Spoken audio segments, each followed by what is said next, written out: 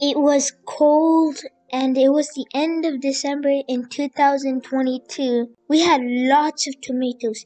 Tomatoes that approximately that we can round to 8 to 10 pounds. But we knew that they won't last in the winter in this freeze weather. So we decided to do something unique. The tomatoes weren't ripe yet. So we decided to take them because they won't last in the freezing weather.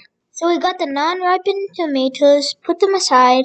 We took a basket and put paper under it, and then we put the tomatoes in and covered them with sheets of paper and put them in a cupboard. Few weeks later, we got the results, and the results were so good. The tomatoes, all of them, or almost all of them, were ripe.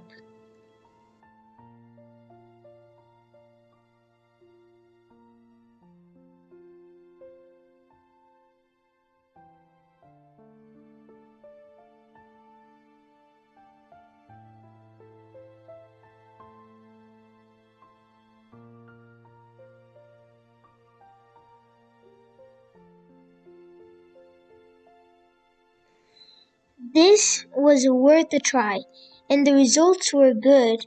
We were able to save 8 to 10 pounds of tomatoes, and we enjoyed the harvest that we got.